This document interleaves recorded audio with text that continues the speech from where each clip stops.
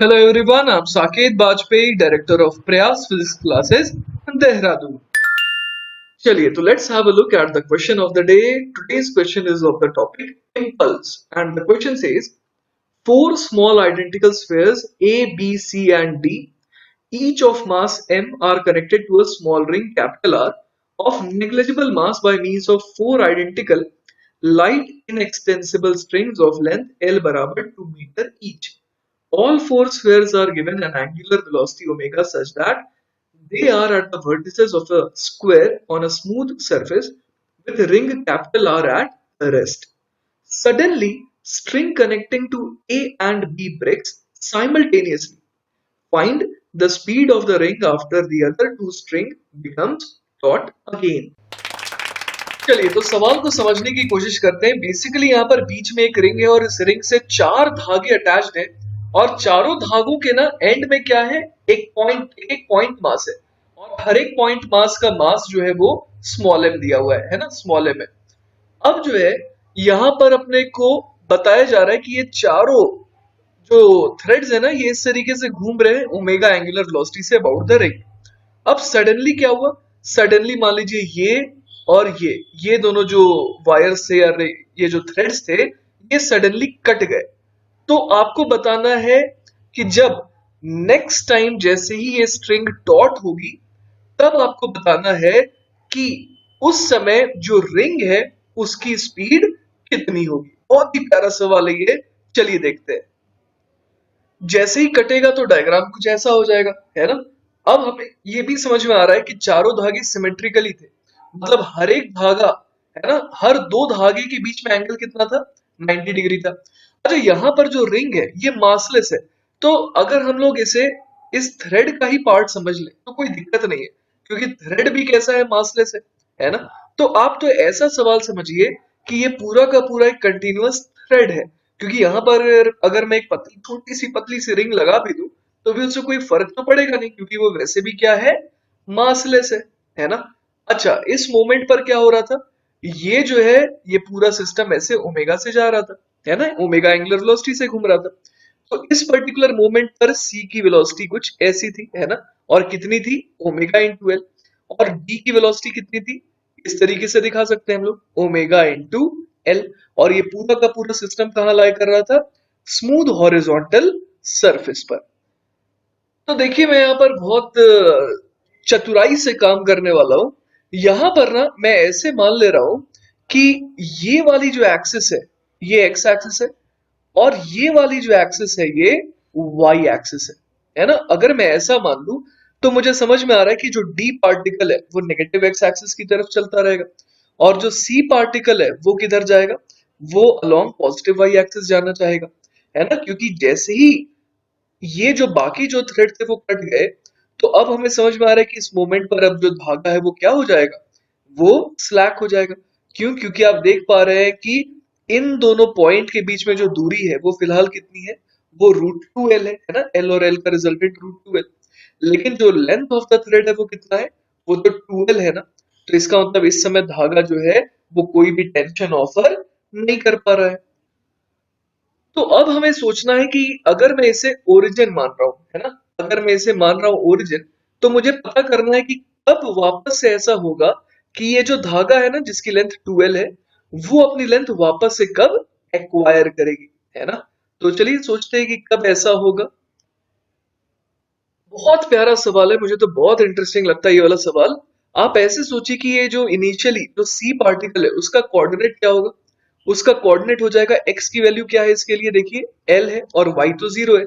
और D point जो है ना, डी पॉइंट की इनिशियल कोऑर्डिनेट क्या हम लोग लिख सकते हैं, एक्स की वैल्यू तो जीरो है लेकिन वाई की वैल्यू कितनी है, वो एल है। मतलब शुरुआत में सी एल कॉमा जीरो पर था और डी जो है वो जीरो कॉमा एल पर था, है ना। अब ये जो C है वो ऐसे जा रहा है और जो D है वो टुवर्ड्स दिस डायरेक्शन जा रहा है। तो मान लेते हैं कि किसी t टाइम पर ऐसा हुआ कि वापस से ये जो C और D के बीच की दूरी है वो कितनी हो गई, 2l हो गई, है ना। तो चलिए ऐसा मान लेते हैं कि यहां पर ऐसा कुछ हुआ ना, ये वाली लोकेशन, ये वाली डिस्टेंस कितनी हो जाएगी फिर, इस थोड़ी देर के लिए मैं ओमेगा एल को बोल देता हूँ वी, है ना। तो यहां से लेकर के यहां तक की दूरी कितनी हो जाएगी, वी इंटू टी। क्योंकि टी टाइम में मैंने कहा कि ऐसा हुआ। अब उस समय मान लीजिए कि ये कहीं यहां पर आया होगा, लेट अस से, तो उस समय ये वाली दूरी कितनी हो चुकी होगी, ये भी दूरी हो चुकी होगी v इंटू टी, है ना। तो अब मैं क्या बोलने वाला हूं कि इस समय ये जो लेंथ है ये कितना हो गया, ये हो गया 2l, है ना, तभी तो ये स्ट्रिंग टॉट हो गई। तो चलिए अब थोड़ा सा मैथमेटिक्स यूज करते हैं। मैं चाह रहा हूं कि आपका ध्यान जाए ट्रायंगल ए बी, और इसका नाम क्या दे दिया जाए, ए बी ई दे देते हैं ना। ट्रायंगल ए बी ई पे आपका ध्यान जाए। इस right angle triangle A B E को अगर हम लोग देखें तो ए बी की लेंथ कितनी है, L plus V T, L plus V T, ये हो गया ए बी। उसी तरीके से बीई कितना हो जाएगा, बीई जैसा कि आप देख सकते हैं ये हो जाएगा एल माइनस वी टी, तो मैं लिख देता हूं एल माइनस वी टी। और अब मैं क्या कह रहा हूं कि एई की लेंथ कितनी हो गई, एई की लेंथ हो गई 2l। तो क्यों ना मैं पाइथागोरस थ्योरम लगा दूं, एल प्लस वी टी का whole square plus L minus V T का होल स्क्वायर बराबर 2l का होल स्क्वायर, है ना। तो यहां से क्या आ जाएगा, 2l square plus 2v square T square बराबर 4l स्क्वायर। तो यहां से क्या आ गया, 2v स्क्वायर टी स्क्वायर बराबर 2l स्क्वायर, है ना, ऐसा आ गया। तो यहां से l बराबर कितना आ गया, l बराबर आ गया vt। अच्छा, इसका मतलब ये हो गया कि ये जो vt लेंथ है वो एक्चुअली l के बराबर है। मतलब ये जो c पार्टिकल था वो कहां पर होगा, एग्जैक्टली b पर होगा, और जो a पार्टिकल है वो थोड़ा और आगे होगा। अच्छा, अब बहुत आसान हो गया सवाल। तो आप समझ रहे हुआ क्या, ये जो C पार्टिकल है ये यहां पहुंचा, और ये जो D पार्टिकल था ये यहां पर पहुंचा है ना। इसका मतलब ये वाली लेंथ L है और ये वाली लेंथ भी L है, तो ओवरऑल लेंथ कितनी हो गई, 2L हो गई। तो अब और मजा आएगा क्योंकि यहां से जो सवाल है ना वो इम्पल्स का बन गया। देखिए हुआ क्या, ये मैंने आपको डायग्राम दिखाया है, just before the string becomes hot. उस समय ये जो पार्टिकल है सी ये मस्त ऐसे जा रहा था, और जो डीप पॉइंट है ये ऐसे जा रहा था, और रिंग बीच में थी इनके, ये भी जा रहा था बी से और ये भी जा रहा था बी से। लेकिन अब सडनली क्या हुआ, टेंशन बिल्डअप हो गया। तो अचानक से डी और सी दोनों पर ही क्या लगेगा, एक झटका लगेगा, है ना। तो दोनों पर ही झटका लगेगा, और टेंशन बेसिकली सी पर टेंशन इस डायरेक्शन में लगेगा, और डी पर भी टेंशन इस डायरेक्शन में लगेगा। और ये दोनों टेंशन कैसे होंगे, इम्पल्सिव होंगे, एक झटके वाला टेंशन होगा। लेकिन एक चीज आपको समझ में आ रही होगी कि ये जो सी पार्टिकल है ना, इसकी वेलोसिटी जो इस पर्टिकुलर डायरेक्शन में थी, है ना, that is perpendicular to the string, वो वाली वेलोसिटी में कोई भी चेंज नहीं आ सकता है, क्योंकि टेंशन एक्ट कर रहा है इस डायरेक्शन के परपेंडिकुलर डायरेक्शन में, है ना। इसके अलावा और हम लोग क्या कह सकते हैं कि कंस्ट्रेंट मोशन के कारण जो वेलोसिटी d की हो जाएगी इस डायरेक्शन में, वही वेलोसिटी c की भी होनी पड़ेगी इसी डायरेक्शन में, that is along the string, है ना। तो हम लोग भाई क्या इक्वेशन लिख सकते हैं, चलिए c के लिए लिखते हैं ना, c के लिए इक्वेशन लिखते हैं। और जो भी इक्वेशन मैं लिख रहा हूं किस डायरेक्शन में लिख रहा हूं, along the length of the spring, है ना। तो मैं क्या लिख सकता हूं, integration of T D T, मतलब इम्पल्स ड्यू टू टेंशन। यहाँ पर टेंशन में जो टी है वो मैंने मैग्नीट्यूड लिया है, तो वो कितने के बराबर हो जाएगा, मास इनटू वेलोसिटी। इसको मैं v कौन सा कह दूं, v नॉट कह देता हूं। मतलब ये वो स्पीड है जो ये जो c पॉइंट है ना उसने गेन करी अलोंग द स्ट्रिंग, क्योंकि झटका अगर लगा ऐसा तो वेलोसिटी भी इसी डायरेक्शन में गेन करेगा। कुछ मैंने घटाया क्यों नहीं, क्योंकि इसके पास इस स्ट्रिंग के अलोंग कोई भी वेलोसिटी नहीं थी। अब दूसरी इक्वेशन लिखते हैं टी के लिए, तो क्या लिखेंगे, integration of T D T.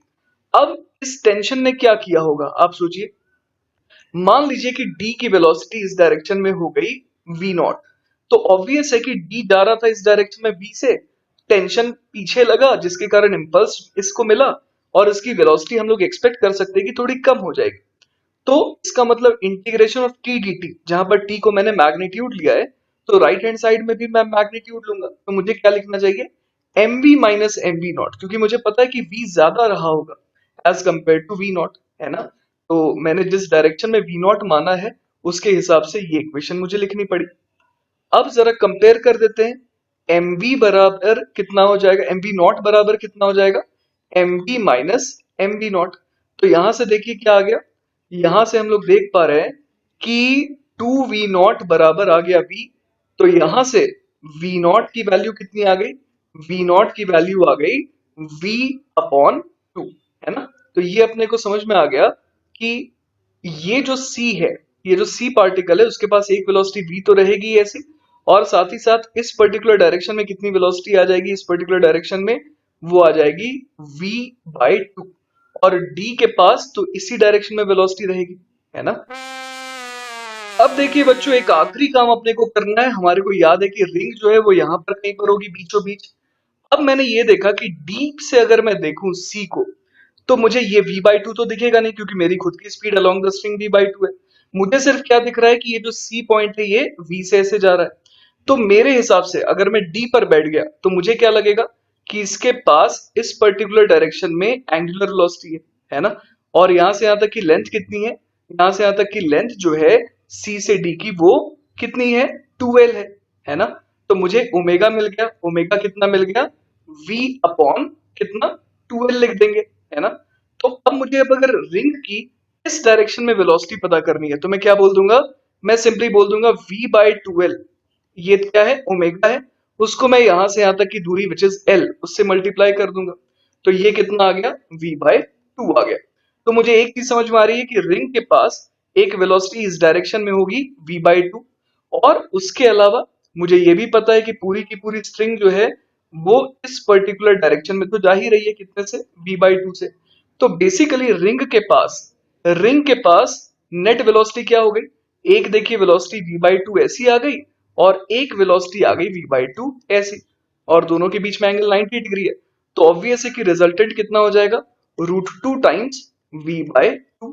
और आपको ध्यान होगा कि मैंने यहाँ पर ये जो v है उसको किसके बराबर कहा था, ये आप देख सकते हैं मैंने v को जब माना था मैंने ओमेगा l माना था, है ना। तो आ जाते हैं वापस से जहां पर थे हम लोग। अपना जो आंसर आएगा वो कितना आ जाएगा, root 2 into V by 2, root 2 into V by 2 which is root 2 by 2 into V की वैल्यू ओमेगा एल। तो ये कितना हो जाएगा, ओमेगा एल अपॉन रूट 2। तो बेसिकली रिंग की फाइनल वेलोसिटी कितनी आ रही है, ओमेगा एल अपॉन रूट 2। वैसे तो बच्चों सवाल खत्म हो गया है, पर मेरा इंटरेस्ट खत्म नहीं हुआ। मैं आपको और भी रिसर्च करवाना चाहता हूँ इस सवाल में कि एक्चुअल में हो क्या रहा है इस मूवमेंट के बाद, है ना। तो देखिए हो ये रहा है कि d की वेलोसिटी हमने देखी कैसी आ रही है, आगे की तरफ आ रही है v बाई 2। सी की भी इस थ्रेड के लॉन्ग वेलोसिटी आ रही है v बाई 2, और ये जो रिंग है उसकी भी वेलोसिटी आ रही है v बाई 2। इसके अलावा सी के पास एक और वेलोसिटी है इस डायरेक्शन में, और वो कितनी थी, v थी। और रिंग के पास भी इस डायरेक्शन में वेलोसिटी हमने देखी v बाई 2 है। तो अगर हम लोग सोचें इसे कुछ इस तरीके से कि मान लीजिए ये पूरा का पूरा जो सेटअप है ना, ये जो पूरा का पूरा जो सेटअप है ये एक तरीके से किस डायरेक्शन में, जिस डायरेक्शन में ये थ्रेड है ना, इस डायरेक्शन में ये मान लीजिए कि v बाई 2 से जा रहा है। मतलब ये पूरा का पूरा आप इमेजिन कर सकते हैं कि एक कार के अंदर है, और ये कार इस डायरेक्शन में कितने से जा रही है, v बाई 2 से जा रही है। और उस कार के अंदर का मोशन आपको कैसा दिखाई देगा, कार के अंदर का मोशन देखने के लिए आप ऐसे सोचिए कि मैंने ऑलरेडी सबको v by 2 they the, her element के पास इस डायरेक्शन में v बाई 2 तो था ही। तो वो मैंने ओवरऑल ऐसे मान लिया कि एक कार है जो इस पर्टिकुलर डायरेक्शन में जा रही है, तो v बाई 2 मैंने ओवरऑल ही देख लिया।